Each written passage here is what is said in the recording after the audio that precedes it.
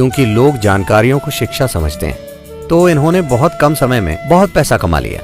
लोगों को शक हुआ, अमेरिकी सरकार को शक हुआ कि ये कुछ गलत कर रहे हैं। एक 12 साल का बच्चा जानता है कि वहां करोड़ों प्रकाश वर्ष दूर जो गैलेक्सी है उसका नाम क्या है।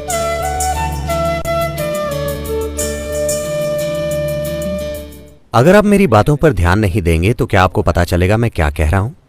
नहीं, जीवन का हर पहलू इसी तरह है ना? अगर आप ध्यान नहीं देते तो आपको पता नहीं चलेगा कि आप क्या खा रहे हैं, कैसी सांस ले रहे हैं, क्या हो रहा है। बहुत से लोग फूलों की खुशबू पर ध्यान नहीं देते या कोई भी दूसरी चीज पर, वो पास से गुजर जाते हैं, पत्थर की तरह या फिर कहें बैल की तरह, क्योंकि बैल महत्वपूर्ण होते हैं स्टॉक मार्केट में।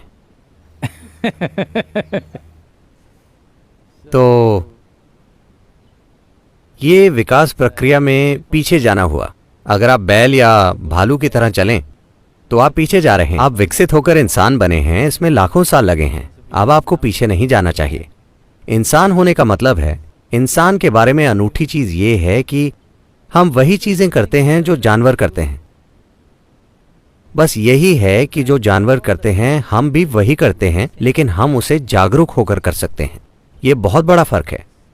और किसी चीज को जागरूकता से करना तब तक संभव नहीं होगा जब तक आप उन चीजों पर पर्याप्त ध्यान नहीं देते जो आप करते हैं या नहीं करते। विशेष रूप से वो चीजें जो आप नहीं करते, आपको उन पर पूरा ध्यान देना चाहिए, वरना वो आपके अंदर घुस जाएंगी। तो ये अटेंशन डेफिशिएंसी सिंड्रोम इसीलिए हुआ है क्योंकि लोग जानकारियों को शिक्षा समझते हैं। फिलहाल हमारी पूरी शिक्षा व्यवस्था ही ऐसी है। आप पर जानकारी का ढेर डाल देना। आप जितनी ज्यादा जानकारी का ढेर लगाएंगे किसी दिमाग में, या कहें कि बचपन से जानकारी डाली जाए, तो उसकी ध्यान देने की रुचि उतनी ही कम हो जाएगी। क्योंकि कुछ भी जाने बिना जानकारी आपको एक झूठी भावना देती है कि आप सब जानते हैं। यह अब एक फैशन बन गया है। आज अगर आपको एक डिनर पार्टी में आमंत्रित किया गया है तो आप गूगल पर 100 करोड़ आकाशगंगाओं की जानकारी ढूंढते हैं। उन सभी को नंबर और नाम दे दिए गए हैं, ठीक है?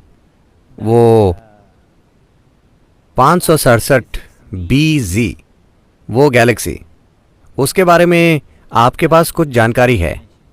आप गूगल पर जाते हैं, 2 वाक्य उठाते हैं और पार्टी में जाते हैं। जो भी आपसे बात करता है, नमस्ते, आप कैसे हैं, आप कहते हैं, अरे क्या आप इस गैलेक्सी के बारे में जानते हैं जो करोड़ों प्रकाश वर्ष दूर है, जो BB ऐसा कुछ है। आप इस बारे में बात करते हैं और सभी को लगता है कि आप स्मार्ट हैं। There's a whole problem with the world right now. पूरी दुनिया के साथ फिलहाल यही समस्या है। हम सूचना को बुद्धि समझने की गलती कर रहे हैं। एक व्यापारी या कोई भी इंसान जो किसी परिस्थिति में रास्ता खोजना चाहता है, उसे बुद्धि की जरूरत है, ना कि बस सूचना की। सूचना थोड़ी उपयोगी हो सकती है, लेकिन बुद्धि ही आपको किसी विशेष स्थिति से गुजरने का एक अनूठा रास्ता दिखाएगी, ना कि वैसा रास्ता जो कोई और अपना रहा है। हम सूचना को बुद्धि समझने की गलती कर रहे हैं। जब आप खुद में बहुत ज्यादा जानकारी का ढेर लगा लेते हैं तो ध्यान देना बहुत मुश्किल हो जाता है। जब आप बिल्कुल ध्यान नहीं देते, जब आप में ध्यान बनाए रखने की कोई क्षमता नहीं होती, तो आपने अपनी बुद्धि तक पहुंचने की क्षमता भी खो दी है। आप बस याददाश्त से सूचना बाहर निकालते रहेंगे। एक सुंदर घटना हुई। आपने एंड्रू कार्नेगी के बारे में सुना है? जब एंड्रू कार्नेगी ने अपना व्यापार शुरू किया तो थोड़े ही समय में वो बहुत सफल हुए और उन्होंने बहुत पैसा कमाया। उस समय ये गूगल या फेसबुक या ट्विटर का युग नहीं था कि वो 2 सालों में खरबपति बन जाते हैं। उन दिनों लोगों को उद्योग वगैरह लगाकर पैसा कमाना पड़ता था, जिसमें दशक या पीढ़ियां लग जाती थीं। तो इन्होंने बहुत कम समय में बहुत पैसा कमा लिया। लोगों को शक हुआ, अमेरिकी सरकार को शक हुआ कि ये कुछ गलत कर रहे हैं। तो उन्होंने एक सेनेट पूछताछ कमेटी बनाई। तो उन्होंने इनसे हर तरह के सवाल पूछे और उन्हें पता चला कि इनके व्यापार में कुछ भी गलत नहीं है। फिर उन्होंने पूछा कि आप इतना पैसा कमाकर इतने सफल कैसे हो गए? तब एंड्रू कार्नेगी ने बहुत ही सरल बात कही, मैं अपने मन को किसी चीज पर 5 मिनट तक लगातार रख सकता हूं। 5 मिनट। क्या आप में से कोई भी ऐसा कर सकता है? सभी सेनेटर सोचने लगे 5 मिनट में क्या मुश्किल है, और उन्होंने एक प्रयोग तैयार किया। उन्होंने अपना ध्यान टिकाने की कोशिश की। वो कुछ सेकंड तक भी नहीं टिका पाए, एक पल यहां दूसरे पल वहां। ज्यादातर इंसानों की यही हालत है। तो फिर वो बोले आपको अमेरिका नहीं चलाना चाहिए। तो इंसानी क्षमता चित्त नाम की एक चीज होती है। अंग्रेजी भाषा में सिर्फ माइंड होता है। ज्यादातर मन के यादों से जुड़े हिस्से को मन माना जाता है। योगिक सिस्टम में मन के 4 मुख्य पहलू हैं। मैं विस्तार से नहीं बताऊंगा, लेकिन मन का यादों वाला हिस्सा सबसे कम महत्वपूर्ण है। चित्त जो चेतना से जुड़ा होता है वो सबसे महत्वपूर्ण होता है। अगर आप चित्त को कोई आकार दे दें तो वो आकार हमेशा सच्चाई बनेगा, क्योंकि इसमें जीवन बनाने वाली शक्ति है, जिसे हम शब्दों की कमी की वजह से चेतना कह रहे हैं। वो जो जीवन का आधार है, जब आपका मन उससे जुड़ जाता है तो आपका मन जो आकार लेता है, मन एक बादल की तरह है। आप उसे कोई भी आकार दे सकते हैं। आप उसे देवता बना सकते हैं, आप उसे शैतान बना सकते हैं, आप उसे पशु बना सकते हैं, आप उसे जो चाहे बना सकते हैं। ये एक आकार रहित चीज है। तो अपने चित्त को आप जो आकार देते हैं वो हमेशा दुनिया में सच्चाई बनेगा, क्योंकि इसे जीवन को बनाने वाली ऊर्जा से शक्ति मिलती है।